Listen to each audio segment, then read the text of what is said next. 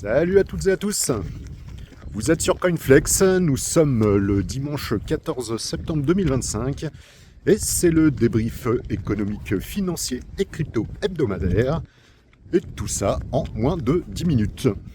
Aujourd'hui on change un petit peu de coin là, je vous ai amené au château de Pierrefonds. Donc là on se balade dans le petit parc, mais pour une fois on va aller se poser pour changer un peu. En attendant, je vous invite à vous abonner, à liker, à commenter. Bon les amis, comme promis, donc on s'est mis devant le château. Par contre, je vais pas rester ici puisque ils ont tout barricadé. A priori, il y a du gibier dans le parc. Et là, ici, juste devant le château, il y a plein de monde qui passe. Donc voilà. Donc on va commencer le débrief dans un instant, mais ailleurs, dans la nature. Toujours en forêt de Compiègne, hein, on ne sera pas très loin d'ici. Allez, à tout de suite.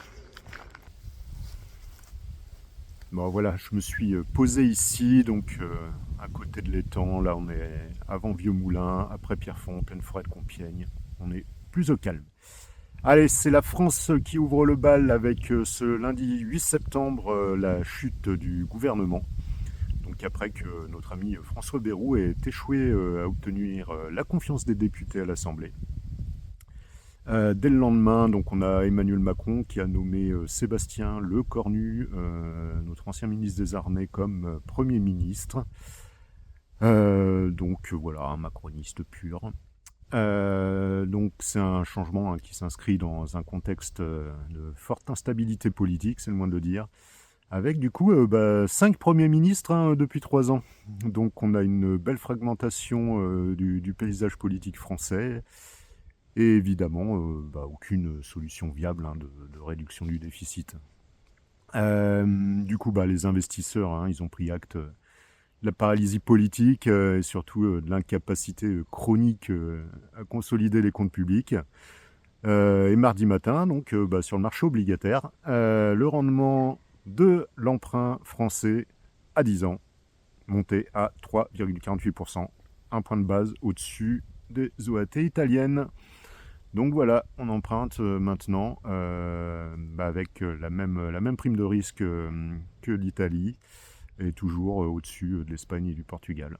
Pas de surprise du coup vendredi pour la réévaluation de la note de crédit française par l'agence de notation Fitch, avec une dégradation de AA- à simple A+. Pour rappel, du coup, la notation de la France par les Big Three, donc les 3 plus grosses agences, donc on a Fitch, Moody's et Standard & Poor's, ne cesse de baisser du coup depuis maintenant 13 ans, puisqu'en 2011 on était AAA sur les 3 agences et que depuis on fait que baisser. On a aussi eu le flop du mouvement bloquons tout du 10 septembre, donc on va pas s'étendre dessus, on verra s'il y aura des reprises ou pas, mais bon, bref.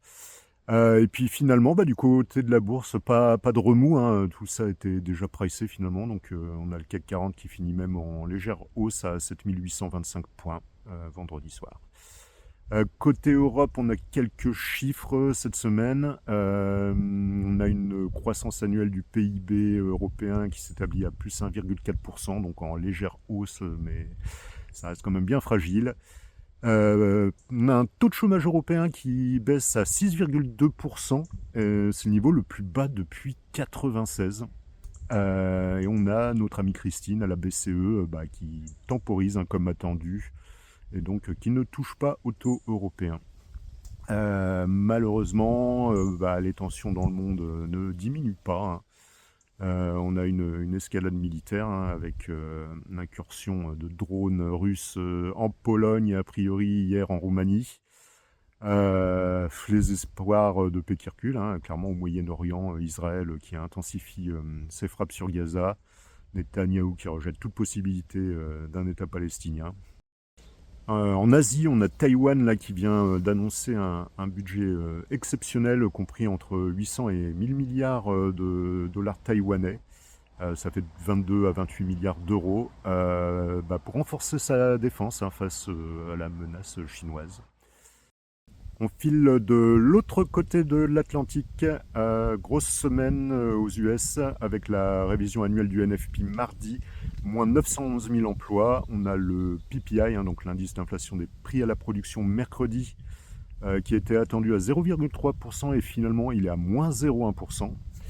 Et jeudi, on a eu les chiffres de l'inflation qui étaient exactement dans les attentes, 2,9% pour le CPI et 3,1% pour le corps inflation, qui pour rappel est donc le taux d'inflation hors biens alimentaires et énergie. Toutes ces infos ont fait monter les marchés, y compris les cryptos qui semblent avoir là engagé une belle sortie de range. J'ai d'ailleurs quelques cibles qui ont été atteintes. J'ai eu un premier take profit sur Solana et un autre sur BNB. La crypto qui rentre de plus en plus dans les institutions. Là, entre BlackRock qui souhaite tokeniser ses ETF et le Nasdaq qui a déposé là, cette semaine une proposition pour modifier ses règles. Donc auprès de la SEC, c'est l'équivalent de l'AMF aux États-Unis. L'idée, c'est d'autoriser donc la négociation de titres cotés, donc actions et ETF, donc sous la forme traditionnelle, mais aussi sous forme tokenisée, et ça sur le carnet d'ordre principal. Donc si la proposition est acceptée, le Nasdaq pourrait être prêt pour potentiellement permettre ça, donc l'échange de titres tokenisés dès 2026. On a aussi, donc après Circle cet été, un nouvel acteur crypto qui est entré vendredi sur les marchés traditionnels. C'est Gemini, l'exchange des frères Cameron et Tyler Winklevoss, donc qui a été introduite en bourse sur le Nasdaq, ticker Gemini me semble-t-il. En clôture, le titre il atteignait les $32, ça fait un gain de 14% sur la journée, en sachant que l'offre elle a été largement sursouscrite. Donc très belle IPO, et puis aussi une très belle journée pour les jumeaux qui avaient ouvert la séance en sonnant la cloche au Nasdaq Market à Times Square le matin même. On a eu une grosse news aussi, du coup c'est l'annonce des résultats d'Oracle, mais surtout de son carnet de commandes qui explose à plus 360% sur un an, avec un énorme contrat signé avec OpenAI, donc dans le cadre de son programme Stargate, pour un montant, accrochez-vous bien, de 300 milliards de dollars. Le titre a pris 40% sur la journée, et ça a même propulsé son cofondateur et CTO de 81 ans, Larry Ellison, au titre d'homme le plus riche du monde devant Elon Musk, donc temporairement. Avec aussi un beau record du monde, une augmentation de fortune de plus de 100 milliards de dollars en quelques heures. Voilà, l'ancien record, c'était Musk qui détenait ça, mais lui avec seulement 35 milliards. Alors, très loin de ces sommes hallucinantes, pour finir ce petit débrief hebdo sur notre positive, donc on a quand même une bonne nouvelle en France, avec l'entrée au capital de notre pépite française de l'intelligence artificielle Mistral AI pour 1,3 milliard d'euros d'ASML, donc la société néerlandaise qui fournit les machines de lithographie qui permettent donc la gravure des puces, entre autres de Nvidia.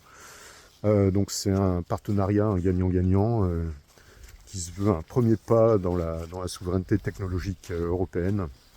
Donc on espère beaucoup d'autres initiatives d'investissement de ce type à l'avenir. À surveiller la semaine prochaine, évidemment, on a la décision de la Fed mercredi, donc avec une baisse des taux immédiate de 25 points de base, donc ça c'est à peu près sûr. Mais pourquoi pas une jumbo cut, donc à 50 points. Voilà les amis, c'est tout pour aujourd'hui. Prenez soin de vous et on se revoit très vite.